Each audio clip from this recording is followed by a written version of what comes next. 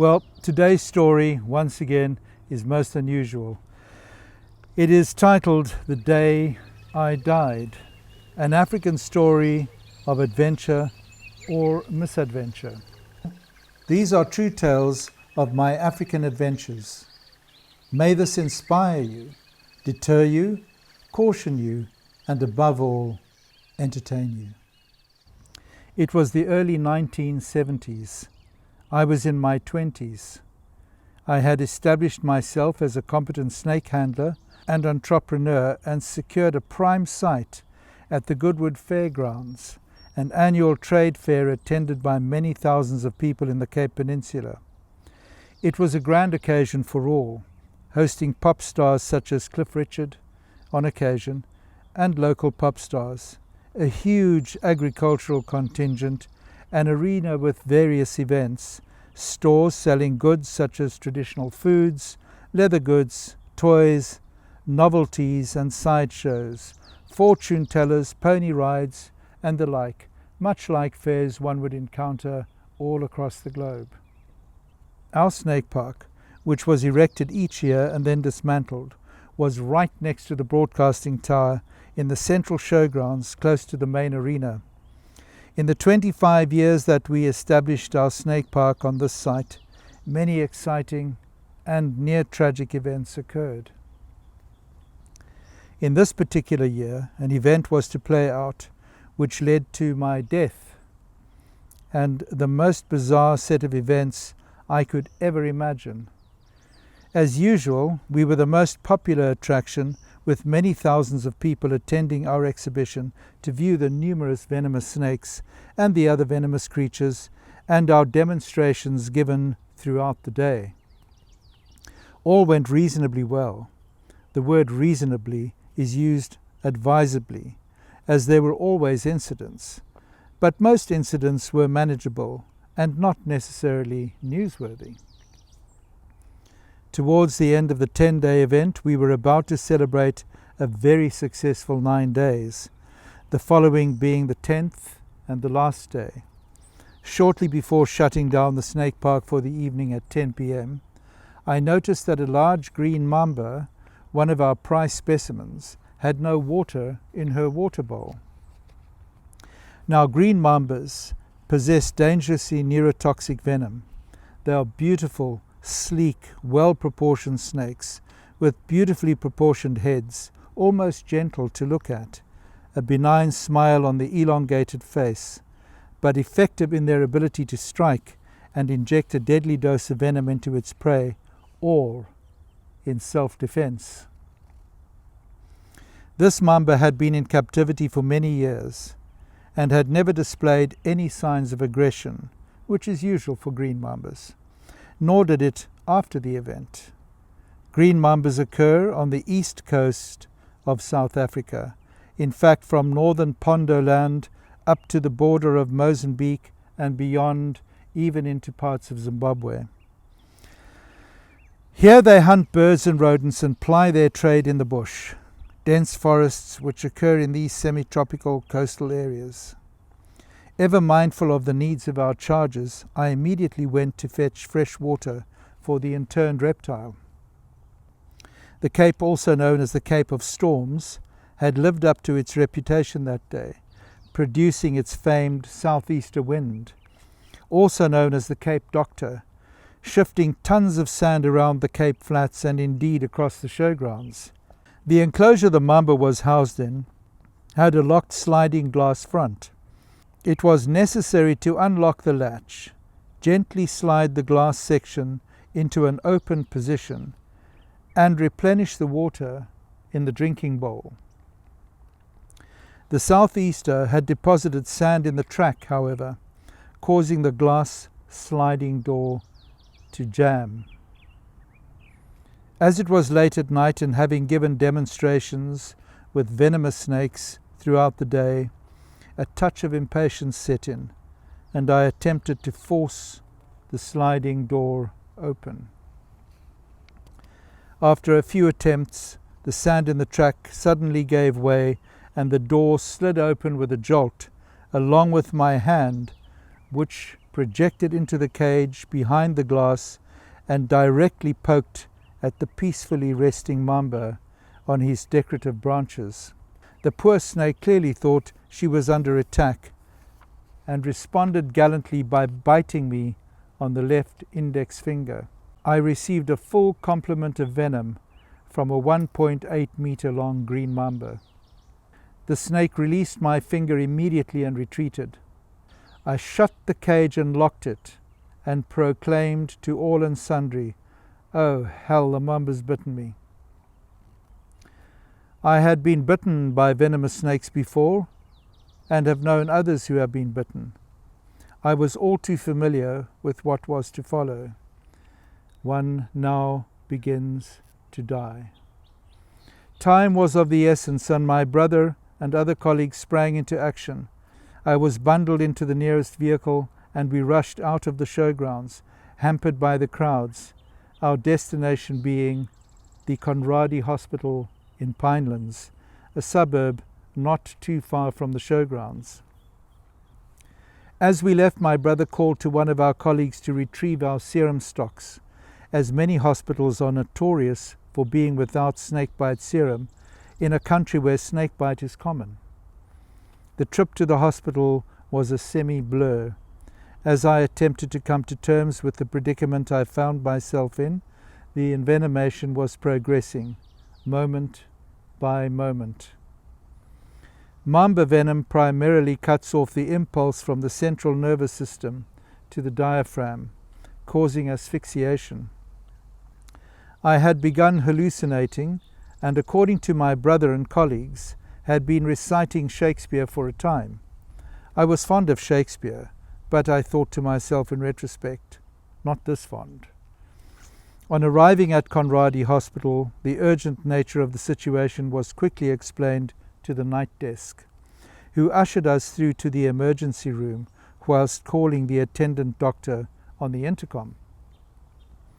A nurse led me to an awaiting emergency bed where I happily collapsed and sat, briefly viewing all around me in a bemused state. I began to lose control of my limbs, my breathing, and all my muscular ability. At this point the doctor arrived, looking flustered and bewildered. He indicated that he was an intern and that they had expected a quiet night, that an emergency of this nature had never crossed his mind, and that he did not even have the foggiest idea what to do. The one statement I remember him making was, "How is it that I am faced with the bite of a green mamba in Cape Town, thousands of miles away from where they occur?" He then did the most sensible thing, which was to ask us what we thought he should do. In my heart of hearts, I had rather hoped that he would be the one to supply the answer to this question. With great rapidity, I, in my dying moments of consciousness, and my brother offered all the information we could on the green mamba, its venom, the effects of its venom, and what was required to prevent inevitable death. It was at this point that he indicated an all too common scenario. "We have no anti-venom in the hospital." I could no longer support my body and collapsed in a lying position, whereafter the nurses positioned me very nicely on the bed. I know that at around that time one of our colleagues arrived with our batch of serum comprising 8 ampules. For a mamba bite, 8 ampules may suffice, but as many as 12 or even more may be required to neutralize the venom. As my condition deteriorated, I began to feel somewhat euphoric, unafraid of death, and quite serene. I was moved into a room which I assumed was intended for those who required treatment when they were near death. A host of medical staff gathered around the bed. I was given all 8 ampules of serum. I had become completely paralyzed. Unbeknown to all those attending to me, the paralysis of the mamba bite leaves one incapable of moving any muscle at all, not even so much as an eyelid. Paralysis is complete, but there is full consciousness. In particular, Hearing is at its most exquisite level. According to other sources, as a result of my experience and the experience of another victim of a mamba bite, well known in the snake fraternity in South Africa, further research was conducted, and indeed at one point graves of mamba bite victims earlier in the century were exhumed. It was found that a number of these snakebite victims were buried, obviously in my intermediate condition. They were fully paralyzed, assumed dead, yet were able to audibly witness the awful grief of their family members, their own internment in a coffin, the lowering of the coffin into the grave, and the steady shovel by shovel entombment underground. One can only make a half-hearted attempt at imagining the awful reality which must have faced these poor victims as they lay helpless yet fully conscious, witnessing their own burial. Some of the coffin lids had been gouged by the intern snakebite victims in their attempt to escape the coffin and claw their way out of the grave, leaving wood splinters embedded deep under their nails. They would have recovered after a time and, fully conscious, have tried with all their might to escape before succumbing to lack of oxygen. Whilst I was in the state of paralysis, the doctor could barely find any vital signs and thought I was either dead or dying. He felt that a tracheotomy would be a good procedure to follow. All these deliberations were discussed between him and his staff, all assuming that I was deeply unconscious and unaware. Unbeknown to him, I was more aware than ever before in my entire life, and I could hear every syllable. I recall the sound of them assembling the tools of their trade and discussing their methodology, whilst exclaiming to myself, "You idiot, can't you see I'm okay?" At some point I must have been close to death, as I found myself viewing the whole event from a distant part of the theatre. It seemed as if I was perched in the corner of the ceiling watching a comedy unfold. There came a stage when the intern was unsure whether the tracheotomy should be performed or not. He decided to phone his professor. I will never forget this phone call.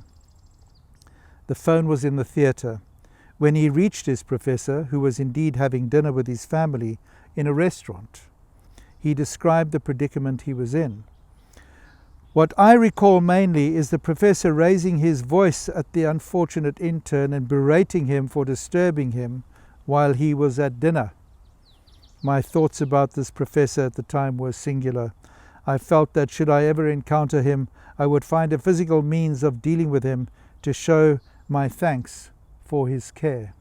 To his credit, he turned up at the hospital some time after the call, strode up to my apparently lifeless body and conducted several tests. Somehow, I know exactly what he looks like, though I was still paralyzed. By this time, I had returned from my out-of-body experience and was once again confined within my flesh. I remember him saying that my breathing was discernible and there should be no tracheotomy. I can't be sure, but I think the relief of this statement caused me to let go, and I sank into a deep, deep slumber. Slowly, my consciousness was withdrawn. It appears after this time I was monitored, kept in high care, and when my vital signs improved 24 hours or so later, I was moved to a ward all on my own.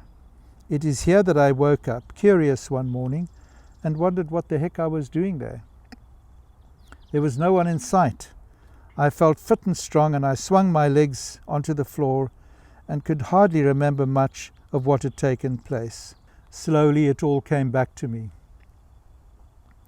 I found my clothing and boots in a small cupboard next to the bed. I dressed and walked out of the hospital unchallenged. I still had a substantial amount of money in one of my pockets and paid for a taxi to the airport, where I was able to purchase a ticket on a local flight back to Johannesburg. My brother, family, friends and colleagues was still awaiting word from the hospital, but alas, I had escaped and was already in Johannesburg. Several of the local newspapers had reported this event, as they had always followed the antics of our snake exhibition at the showgrounds and the trade fair. They had accurately reported that I had somehow survived. However, a newspaper in the remote regions of the northwest had, for reasons known only to them, reported that I had succumbed to the mamba bite and I was now definitely dead. During my compulsory military training, which had taken place in this region, there were a number of permanent force military personnel at our base camp who had become my friends. They had all been exposed to the newspaper article which had reported my absolute and utter death as a result of a mamba bite. Apparently they had all agreed that it had been inevitable that a snake would kill me one day, that I was a reasonably decent chap. At least some of them were fond of me, and some were even upset at my passing. I was now dead, and the date of the newspaper report was the day I died. One does not know how many people have been considered dead and then returned to life, apart from at least one great religious leader we all are most familiar with, but I had become one of those.